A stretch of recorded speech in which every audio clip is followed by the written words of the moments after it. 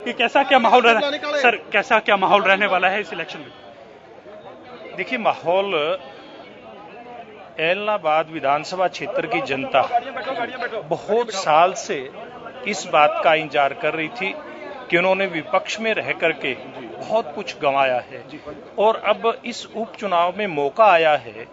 केंद्र में भारतीय जनता पार्टी की सरकार है, हरियाणा प्रदेश में भारतीय जनता पार्टी की सरकार है, तो ये लोग चाहते हैं कि सरकार के अंदर इनकी भागीदारी हो, इनका अपना विधायक हो और वो विधायक केवल बड़ी बड़ी बातें करके और हवाई भाषणबाजी वाला ना हो। स्थानीय स्तर पे विधायक के नाते जो इश्यू होते हैं, जो मुद्दे होते हैं, वो लगातार इनके मुद्दे उठाए। ये इच्छा एलनाबाद की जनता की और वो काम हमारे उम्मीदवार गोविंद कांडा बहुत अच्छे प्रकार से कर सकते हैं। अभय सिंह चौटाला को बहुत लंबे समय तक उन्होंने देखा है, वो विपक्ष में भी रहे तब भी उन्होंने देखा है, उन्होंने सरकार जब उन लोगों की थी, चौटाला साहब मुख्यमंत्री थे तब भी उनका राज देखा है। तो ये जो एक अलग से इस प्रकार की फीलिंग वहां के लोगों के मन की है, इस प्रकार की इच्छा वहां के लोगों के मन की है, मैं समझता हूं इस इच्छा के चलते भारतीय जनता पार्टी के उम्मीदवार के रूप में कांडा जी वहां से बड़े मार्जिन के साथ जीतने वाले हैं। एक कहीं ना कहीं अभय सिंह चौटाला ने किसानों के समर्थन में इस्तीफा दिया था, ऐसे में एक किसान समर्थित पार्टी का नेता भी यहाँ से उपचुनाव में मैदान में उतर चुका है। कैसे देखते हैं पूरा समीकरण? क्या जो चुनाव किसान आंदोलन है वो कितना प्रभावित करने वाला इस इलेक्शन? देखिए, किसान आंदोलन अपनी जगह है, किसानों के अपने अपने इशू हैं, अपने अपने अलग अलग गुट हैं। जैसे एक उम्मीदवार किसानों का भी इस चुनाव के अंदर उसने ताल ठोकी है विकल्प 4 ने, लेकिन एक दूसरा ग्रुप उनका कहता है कि ये हमारा सदस्य ही नहीं है।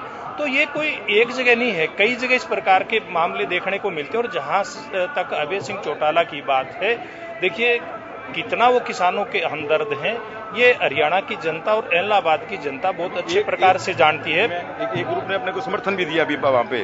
और पूर्व में जिस प्रकार से उनकी सरकार रहते किसानों के साथ जो उन्होंने व्यवहार किया, जिस प्रकार से लाठियां गोलियां उस समय चली, वो जनता याद करती है। और आज भी जैसे गोविंद जी बता रहे थे कि एक किसान जो आंदोलन से जुड़े एक ग्रुप है मल्लिका में, उन्होंने हमारे प्रत्याशी को भारतीय जनता पार्टी को समर्थन दिया। तो इसलिए किसान बड़ी मात्रा में भारतीय जनता पार्टी के साथ खड़े हैं, क्योंकि वास्तव में 3 कानून किसान का भला करने वाले हैं, बुरा करने वाले नहीं है। बुरा तो कुछ राजनीतिक लोग चाहते हैं।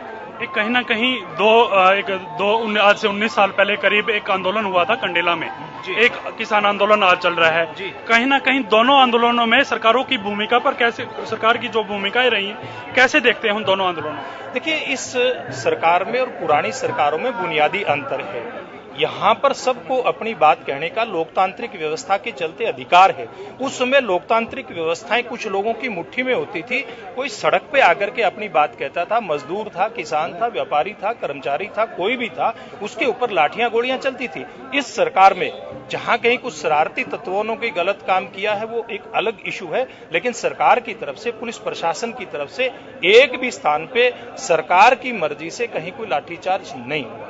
तो कौन कौन सी विकास के मुद्दे हैं जिनको लेकर आप जो है तमाम हल्के के लोगों से रूबरू होंगे, या फिर उनको समझाएंगे कि ये जो काम है सरकार आपके लिए कर रही है ये कितना बेहतर है, या उससे कोई और राय ली जा सकती है समर्थकों से कि आप इस काम के लिए हमें राय दें, ये इसको और सुधारा जा सकता है? देखिए, मैं एक बात कह सकता हूं, ये एलनाबाद विधानसभा क्षेत्र है, ये किसानों का क्षेत्र है। 24 बूथ एलनाबाद के हैं, मंडी है, वहां के लोग भी, मंडी के लोग भी खेती पर आधारित हैं।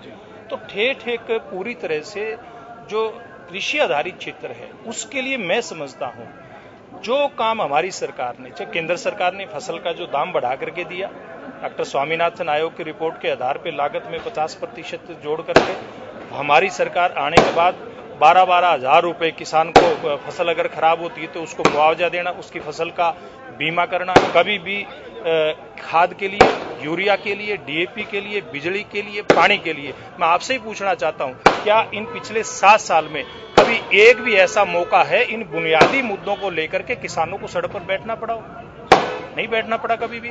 तो ये सारे जो मुद्दे हैं तो हमारी सरकार ने जो इनका हल किया है, गांव के अंदर 24 घंटे बिजली, सपने में भी नहीं सोचते थे किसी गांव के अंदर हमारे किसान मजदूर को 24 घंटे बिजली उसके परिवार को के सदस्यों के लिए उपलब्ध होगी।